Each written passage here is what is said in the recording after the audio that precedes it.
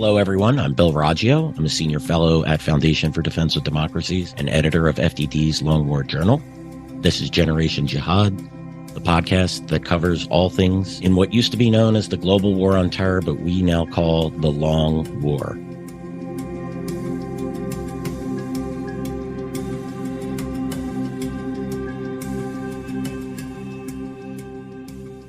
Today's Friday, and going forward, Behnam Ben Taleblu is my co-host on Fridays. Behnam is a senior fellow at Foundation for Defense of Democracies, where he focuses on Iranian security and political issues. Behnam, looking forward to discussing the mess that is the Middle East and the war on Israel and Gaza and the Houthis and Iran and all of the mess that is going on right now. Welcome to Generation Jihad, Behnam. Thank you, Bill. Always a pleasure to be back with you. Looking forward again to today's conversation. Just great to have you. There's just so much going on, and it's just so difficult to try, when we do these shows, where do we start? But I think the natural place to start today is with the Houthis and Operation Prosperity Guardian, which is with I believe there's 8 or 10 countries that are involved in this that is supposed to be, still not even sure what it's supposed to do to counter the Houthi threat somehow. Is it offensive? Is it defensive? Are they, by offensive, are they going to target the Houthi capabilities to strike at the shipping and that they've been targeting over the last month plus? Or is it going to be defensive, and that would be escort and basically try and shoot down the Houthi capabilities, the cruise missiles and ballistic missiles and drones and occasional helicopter raid and sea raid on ships that the Houthis have been launching at shipping? So, a lot going on there. Prosperity Guardian was announced Monday.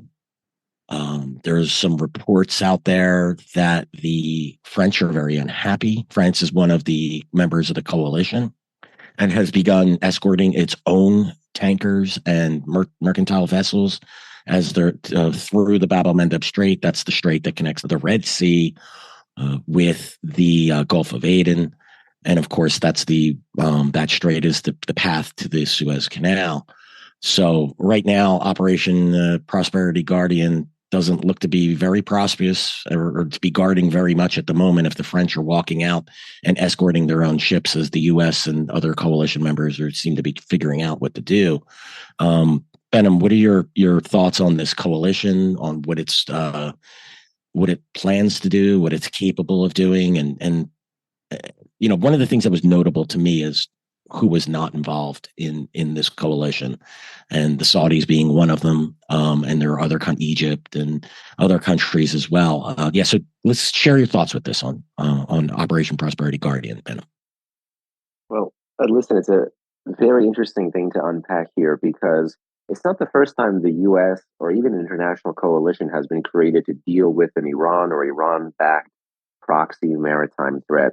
There's a whole host of, as you know, combined maritime forces, task forces, international maritime security constructs operating in places like the Persian Gulf, Strait of Hormuz, Red Sea, Bab el-Mandeb, and Indian Ocean, and Gulf of Oman too, I should say. This basic, stretch around the Arabian Peninsula, touching these two very important straits, is home to a place where Iran first developed and refined a asymmetric maritime capability, which is the Persian Gulf and Strait of Hormuz, and then exported it with the Houthis literally on the opposite side of the Arabian Peninsula. And we saw, fits and starts of this with the Houthis in 2016 and 2018 with light Red Sea attacks and reports of Iranian spy ships around there, and the ability of either side to engage in a blockade and Houthi fast attack craft. This entire threat is brought to you by Iran having successfully exported its anti-Axis area denial capability from one area to another area. And this is something that people thought was premature in 2018 when we warned about it, but I think actually was quite prescient then. So this is the architecture of the threat that these combined maritime task forces have long been looking to defend against. In some places, it's more about free flow of oil. In other places, it's more about counterproliferation and arms smuggling.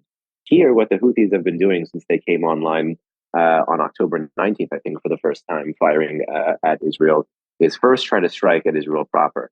In the face of the interceptions of their ballistic missiles, cruise missiles, and drones via F-35 and Arrow and everything else, the Houthis have shifted to going after this low-hanging fruit in the hopes of the commercial crisis created by going after commercial shipping and international shipping, as well as any kind of forces that would be protecting this shipping, would either reduce Red Sea trade, limit Red Sea trade with Israel, and in general put economic pressure furthermore and political pressure furthermore on Israel to end the war in Gaza. So again, this is Iran using military means to achieve a political goal.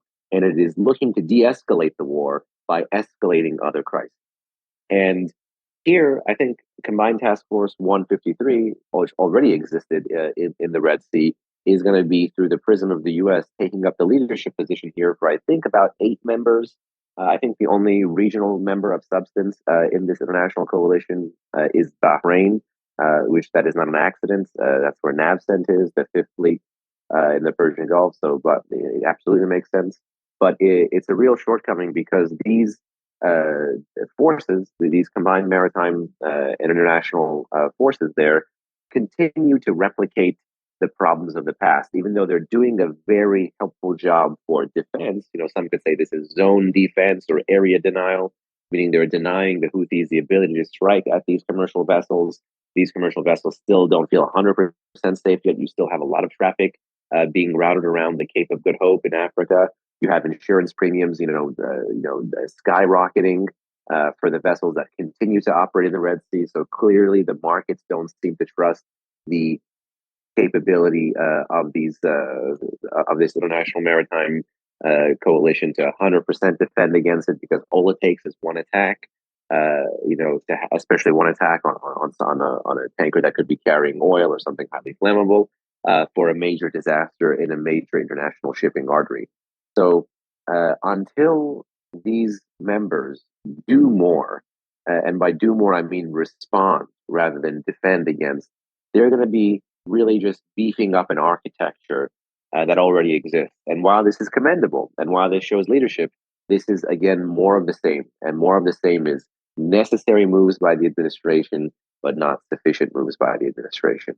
And I think Iran and the Houthis know this, which is why precisely they've started barking up this tree to begin with. Yeah, Behnam, you said something that you said stuck out to me. You said Iran is using military means to achieve a political goal. I mean, is that not the definition of war? Iran is showing that it's at war with us, and we're just not recognizing it. We're not addressing this problem.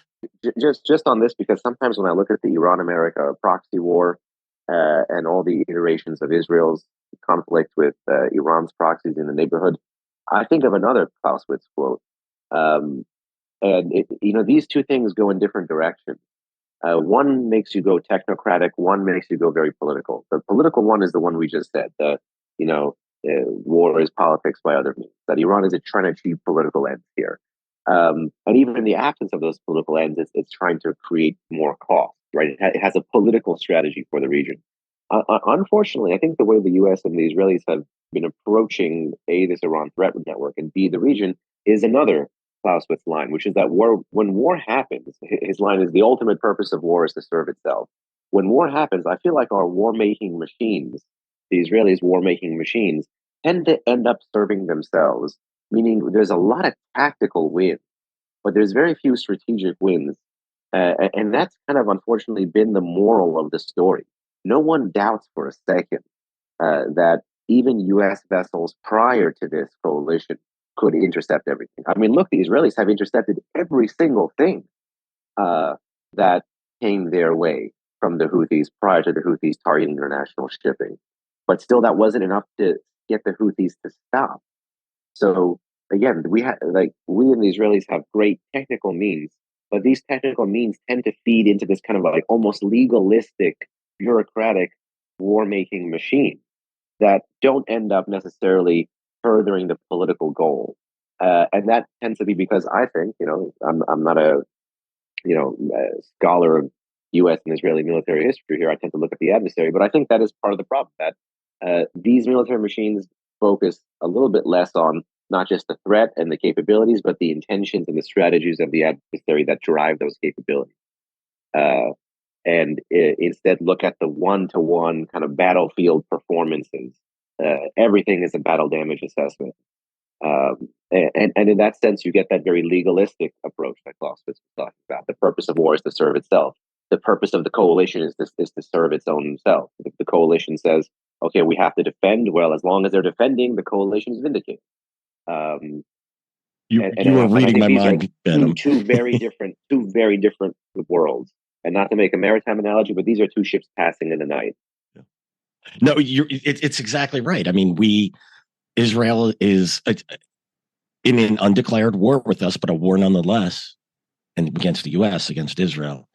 And Iran isn't undeclared. I'm sorry, Iran. Yes, yeah. my please. No. Yes, Iran is in a war with the U.S. and Israel, of course.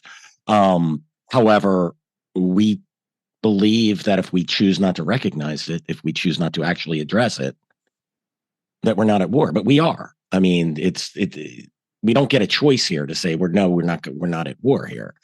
And this is the mistake. And you're absolutely correct, Behnam. This is why I was going to explain much of what you had said here, but I knew you could say it far better than I could. No. Clausewitz said it better than both of us. We have to. He certainly did. If we have to create coalition after coalition to deal with this problem and that problem, we're treating these as discrete little the Houthis. Well, they're threatening shipping. No, Iran is directing the Houthis to threaten shipping. This is the problem. But we can deal with these little symptoms and inefficiently deal with them, in my opinion. You're right. These coalitions just have a life of their own, and it's not getting to the root cause of the problem, because we don't want to get to the root cause of the problem. We, being the U.S. government and its allies, just ultimately have a fear of addressing the Iranian problem at the root. And until they do, they're going to have to. This won't be the last coalition that'll have to be formed. Understood. No, it's a lot of this is by choice. Again, I'm not going to fault every policymaker for not wanting to take the bull by the horns when the performance against cabs has not been great, let alone like a bull.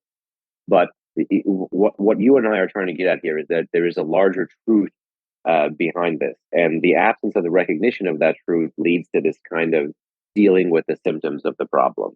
And you know what? I'm not a policymaker. I haven't served in the U.S. government, but at least I want to get our strategy of here's how to deal with the symptoms properly. And I think that takes us into, an article that an American think tanker, I think from the Carnegie Endowment, wrote in The Guardian, which was basically a rebuttal to an op-ed that John Bolton had in the Washington Post. And I think both of these views kind of also represent those two ships passing in the night, to make everything about dealing with the patron and forgetting that we don't have a good track record with the proxy. And then on the other hand, to make everything about seeing any move to even establish deterrence militarily as being some kind of war-hawking, warmongering move. I mean, both of these circles, both of these conversation clusters, the purpose of them is to feed themselves. The purpose is to perpetuate the theory of the case that both these worldviews have. And somewhere in between, someone has to say, well, what is the adversary saying? What is the adversary doing? Maybe we should adjust our worldviews and our theories based on the relative performance of the past application of these theories and the success of the adversary in the face of them. Behnam, that you had mentioned, given our poor performance dealing with proxies in the past, maybe that's an indication. Maybe that's working as designed for the Iranians, because we really aren't getting at the root cause of the problem. We can't effectively deal with these proxies, in my opinion, until we actually get to the root. That as long as Iran remains untouched. And listen, I want to say this as someone who has witnessed our poor performance in multiple wars. I am and has very low confidence in any administration's ability to prosecute a war against our enemy. I'm very careful about what is the next thing that we are going to get involved with. I've almost become sort of an isolationist in the sense that we shouldn't start wars that we can't finish, that we won't finish, because we're bad at them, because we don't have the will to see through what we've started. We don't have the political will, because we operate on time frames of election cycles, right? 2 years and 4 years, when Iran doesn't have such constraints on it. But I think our poor performance in dealing with proxies because we don't even get to the root cause of the problem. And I'm not even sure how well our political leadership and our foreign policy class understands the problems. Either they understand it and they ignore it, or they don't understand it. I'm not sure what's worse, is the being deceptive or being stupid, but neither is good when it comes to having to deal with these problems. And I think, doing things like setting up coalition after maritime coalition after maritime coalition, that's a symptom of that. You don't have to keep establishing these coalitions if you actually address the root cause of the problem. And that's what we refuse to do. And even just a footnote to that is, in a world where there seems to be a bipartisan consensus towards not being at least politically willing or materially willing to deal with that root cause, which I can understand, I can disagree with, but I can understand. And in a world where philosophically that might lead someone to being a bit more isolationist, but practically I think you and I would want that to not happen. What is the newest place in the Venn diagram for all of us to head to? And that is, at least in the short term, a more effective strategy with the proxy. And there, it requires us to really unpack what this coalition is doing, which is in some ways amplifying already what existed, which is amplifying Task Force 153, amplifying the right to freedom of navigation. They're amplifying the right to unmolested travel across the Red Sea and not letting Iran close the Bab el-Mandeb or impede traffic there like it has done historically in the Strait of Hormuz. But how did we get Houthi attacks to stop in the midst of all this in the past? And again, I'm reminded, I think, of the USS Mason, when the US did respond very limitedly against the anti-ship cruise missiles that the Houthis fired, there was a significant drop-off in the period of time between the next time the Houthis tried to engage in these capabilities, as well as to target US ships. So the lesson here is less can do more if you are willing to even do a little bit more.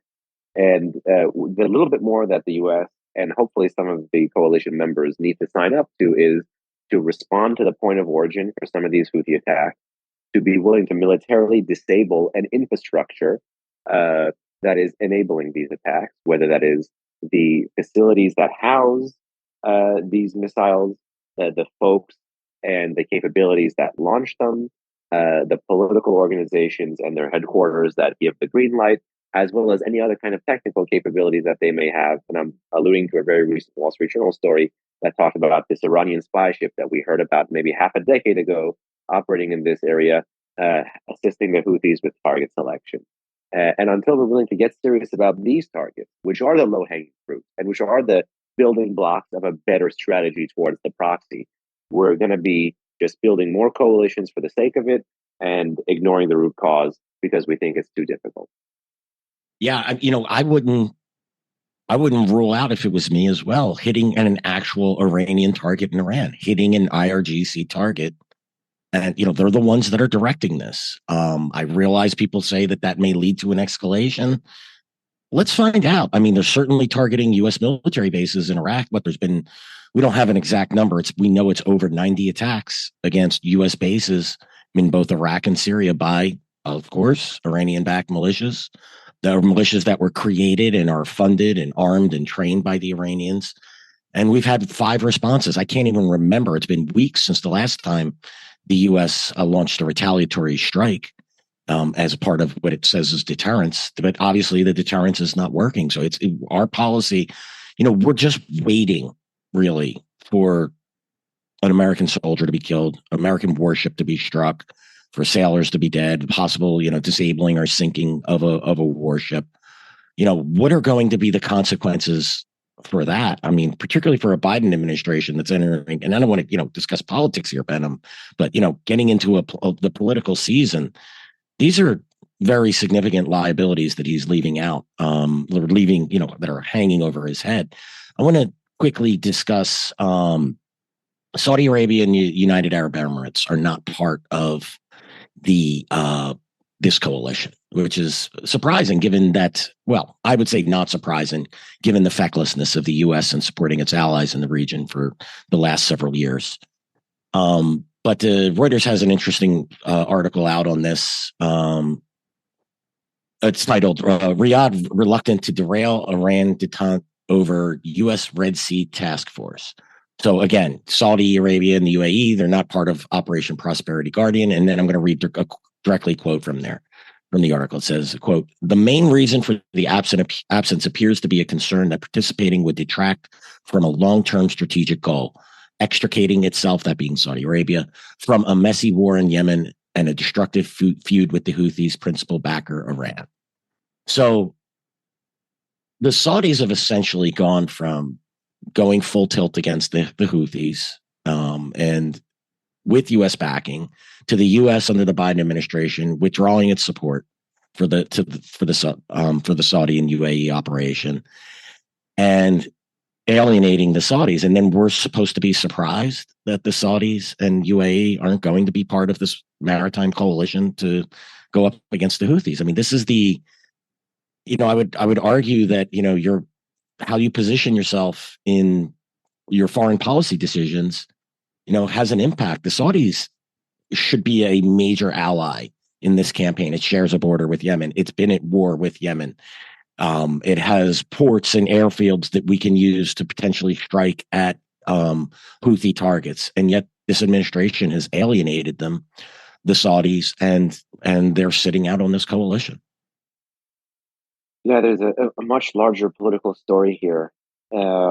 And it's not designed to make it political, but we got to go back to really the late Obama period, when a lot of those regional countries, the Arab states of the Persian Gulf in particular, found out about the U.S.-Iran negotiations and in general what the JCPOA would end up yielding Iran and the fact that this regional issue was totally off the table and the prioritization of the nuclear issue over all else really did mean that the regional countries were on their own. And then, marry that, of course, with the U.S. rhetoric at the time about being willing to lead from behind. Regional countries took regional issues into their hand and tried to create regional solutions to regional problems. And what you had then was, I believe it was called Operation Decisive Storm, the start of the Saudi-led, largely Arab coalition against the Houthis, which had taken over Sana'a, capital of Yemen, and an attempt to restore the Hadi government, which was ousted by the Houthis in Yemen. And the Houthis, flirted with and ultimately partnered and ultimately absorbed Saleh's army and arsenal, former President Saleh of Yemen. And the Iranians saw this, and ultimately, like they do everywhere, when they see there's an ability to support a local actor who has a local interest against fighting a major Iranian adversary, they scaled up political support, material support, and politically, the U.S. was not there to stand with its regional partner, who had literally told regional problems to regional solutions. And this is a natural derivative of that. If you don't like the way regional countries conduct regional business, then that would require a more forceful U.S. force presence and more aggressive, at least U.S. table setting for what the regional balance or what the regional picture might look like. So in the absence is when these sorts of things happen. And if you remember the politics of that period, the fact that, the U.S. was, cut from aerial refueling and then ISR and the politics of the Yemen war. And no one is saying that the Saudis, who, lacked some precision guided capabilities, and when they did, still didn't necessarily employ them properly, didn't cause a humanitarian issue in the way they were, trying to, snuff out Houthi targets in Yemen and accidentally leading to all of these civilian casualties as well. Plus, of course, the fact that Yemen was already the Arab world's poorest country, that the Houthis also were fighting quite dirty, very much like Hamas, by the way, and likely in the future, if there's a third Lebanon war, just like Hezbollah will fight as well. Important for the Western audience to know this, that this is not a disconnected strategy of being willing to hide behind your own population and use the tough local conditions against the foreign adversary. But in that world of the U.S. first being willing to flirt diplomatically with Iran, second, saying regional problems to regional solutions, third, not standing with the regional country, which is fighting a proxy of your adversary, by the way, fourth, layering on all the political problems that came with the Khashoggi disputes, as well as, of course, how the Saudi issue became weaponized in the 2020 campaign. The current U.S. president, when he was campaigning, calling Saudi Arabia pariah, the politics of oil and the Russia sanctions and the oil price caps and the Russia GCC relations, all of these were brutally mismanaged. And then, 2023, the Biden administration starts talking about trying to get a Saudi-Israel peace deal. And that has to sound a little bit artificial when you have this, 6 to 8 years of a disconnected U.S. foreign policy towards that country. And then you layer on top of course, the fact that no U.S. president, neither Obama nor Trump nor Saudi, did no, neither Obama nor Trump nor Biden did something in the eyes of the Saudis to sufficiently deter and push back on the Iranians. And even at the peak of the Trump period is when you had the attacks on the American drone and the attacks on the U.S. base and the attacks on the Saudi oil installations, all kinetically unresponded to. And so these countries do what they did normally, which is to hedge. The UAE was actually openly hedging since 2019. At the time when the U.S. was talking about building an international maritime security construct in the Persian Gulf, the UAE was talking about a maritime security construct with the Iranians. The UAE actively, we know they had proxy forces, but actively winded down official operations in Yemen in 2019 as part of this rapprochement with the Iranians. The UAE, at the peak of American max sanctions, remained a major sanctions busting jurisdiction and continues to be to this day for either drone components or petrochemicals or any other way the Iranians illicitly make money or illicitly beef up the threats that they pose. The line that General Mattis said ages ago, which has unfortunately congealed in the mind of Washington, that the UAE is little Sparta, just because the adversary is Iran, and this is a tiny country with robust, military capabilities, is so wrong. The norm of these countries is to hedge because of the nature of their geography. I'm not saying geography and demography is destiny, but you have to understand that this is the trend of countries that live on the front lines of major, adversarial, predatory kind of countries. This is a reason this foreign policy behavior is replicated around the world, and there's a reason these countries that constitute U.S. partners today are hedging more than ever before. So you bring all of that into the mix, and the fact that the Saudis, once they had this entire policy of trying to get the Americans to push back on the Iranians, had their own diplomatic normalization starting. Actually, a process in September 2021 and in March 2023, it led through some kind of breakthrough brokered by China to restore diplomatic relations, which were restored ultimately in May. And even in the Sudan crisis, you saw how the Iranians and the Saudis were able to deconflict and get their diplomats out. And so the Saudis are keen on retaining a publicly visible disposition of not being overtly anti-Iran anymore, because they don't want to get hit from the Houthis anymore, who they themselves, with some U.S. diplomatic support, were able to get a ceasefire extended several times, have not been hit directly by the Houthis in a while, and don't want to have Iran activate its low-cost proxy against it. This is all moves by Saudi Arabia that is trying to prevent an adversary from striking it, trying to keep a relationship with an ally, and also trying to stop a bunch of local wars around it, while it is trying to economically and politically modernize in a very robust way ahead of what they have for Vision 2030. And that is a very delicate balance that the Saudis are trying to strike. And conflict is not helpful to the thing that the Saudis are trying to promote in the region.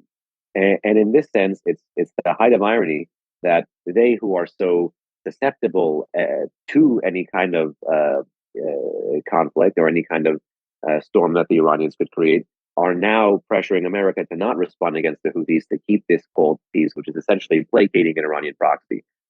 We are witnessing a revolution now where there could be a slight change in the Saudi disposition to move towards trying to pay to play, trying to purchase security.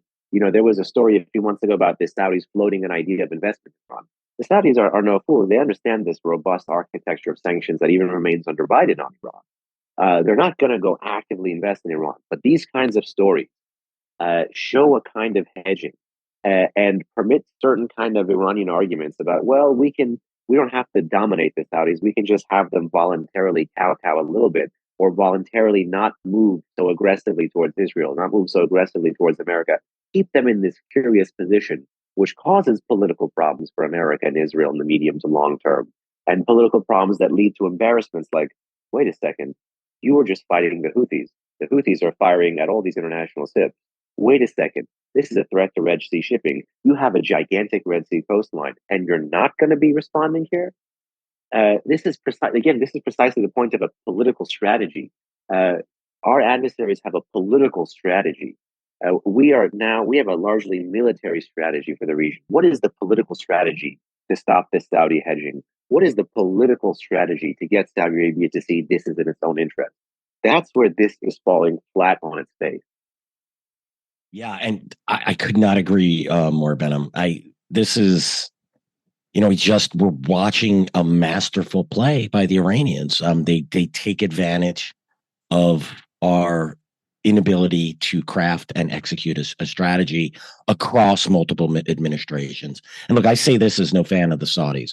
When you publicly call and treat a country a pariah, don't be shocked when it acts like one. And this is where the Biden administration, it would be funny if it wasn't so serious, where they're just shocked that the Saudis won't join into this coalition. Well, maybe you drove them to this point. Maybe you drove them to the point where it has to change its strategic calculus. Before we wrap up, and I want to get your view on the trends for 2024 and who's benefiting from this war. I almost forgot about this. The Wall Street Journal has a great article out there.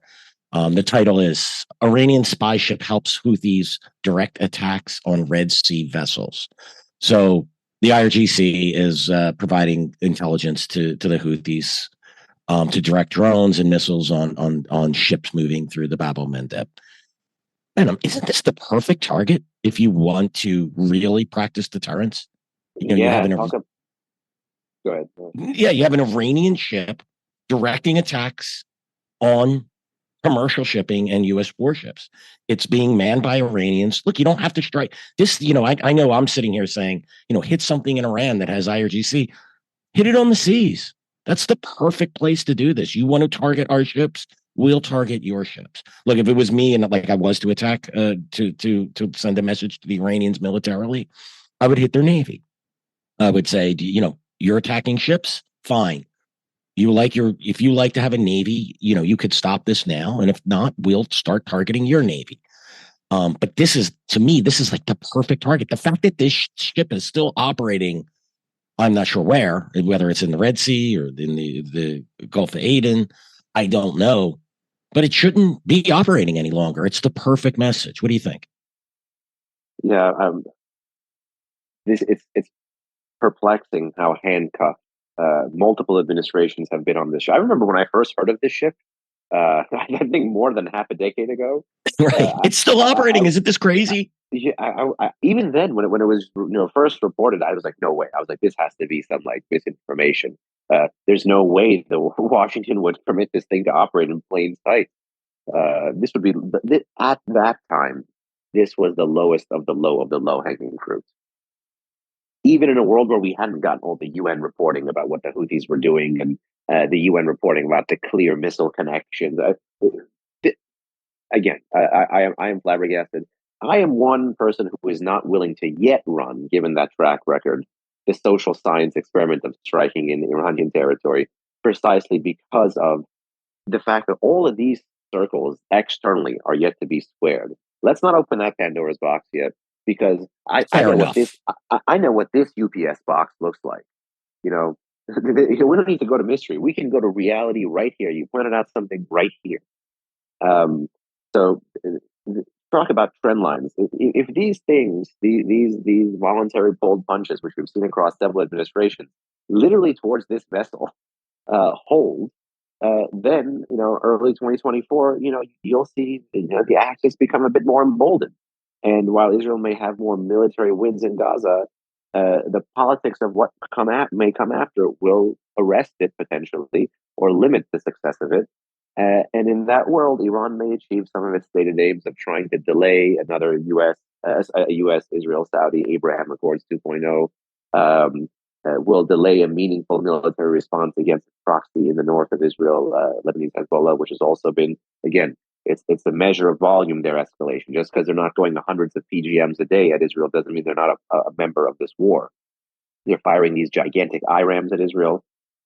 Israel is just, trying to establish deterrence on a daily basis. That picture is moving on a daily basis. You have, of course, the unresponded to attacks in Iraq and Syria. And then this situation in the Red Sea with the Houthis. So if these trend lines hold, if I was an Iranian security planner, I would see the axis being vindicated. This is really the first time they're bringing different elements online to bail each other out. They're testing this creation of multiple conflict spirals. But that multiple conflict spirals is built on a strategy they've had for a very long time, which is responding in a different, the cross-domain escalation, responding in a different area at a different time. So that theory has been expanded. And I think 2024 is going to be, ripe for the continuous expansion of that as the U.S., both due to these expanding factors and, of course, that important political factor, will be trying to get Israel to wrap up the war. And the politics of managing that relationship, plus the different geographic and demographic issues here as to how the Democratic Party looks at foreign policy, how the Democratic Party looks at the U.S.-Israel relationship, how both parties look at the nature of the U.S. force presence in the Middle East, how both sides really have become a circle, the isolationist internationalists. The two extremes of both sides touch each other for Democratic, Republican. Now we're going to see a lot more of this moving forward. So I don't think the trend lines look particularly good from the policy and the politics side of how the U.S. and Israel are going to be managing this conflict. That doesn't mean that we won't continue to have great interception of Houthi and probably Iran proxy attacks. It doesn't mean we're not going to have Israel continue to pummel Hamas. But it means that in the aftermath of those things, how are you going to translate those military moves into a political win? That's where I think there will be shortcomings, and that's where that domestic issue in the U.S. will kick in, and that may end up being the ultimate release valve for our adversaries in the region. So keep your eyes peeled on this. Yeah, I concur. 2024, the trends are certainly in favor of Iran and its axis of resistance. It's going to take its lumps. I think the Iranians have designed it to do so. I think these militias, these terror groups understand that, but they have a wider goal that they're set on achieving to defeat Israel, to drive the U.S. from the West. And they'll sacrifice thousands of foot soldiers and even leaders of these groups in order to achieve that goal. And yeah, it's not looking very good from this perch. Unfortunately, a lot of this, in my opinion, rests on the U.S. It's the main driver. If Israel had its choice, it would pursue these groups. It doesn't have the capability to fight Iran, to fight Hezbollah, to fight Hamas and the Houthis, and potentially militias from Iraq and Syria that could come through via Lebanon or Syria all at the same time. The Israelis need the U.S. to back them, to provide weapons and munitions, and to provide the political support. The U.S. is the only actor at the United Nations that's willing to defend Israel. Without the United States, Israel is on an island. And with the election coming up, with the turmoil within the Democratic Party over supporting Israel, it's really interesting to see where this administration goes. Again, we try to stay out of politics here at Generation Jihad, but sometimes the politics does matter. It has a real impact. Behnam, thanks for joining us. Happy holidays to you and your families, and a happy new year. We'll be able to get an episode in next week, hopefully. There's still a lot going on, and it's interesting to see where things with this coalition and where things with the war develop.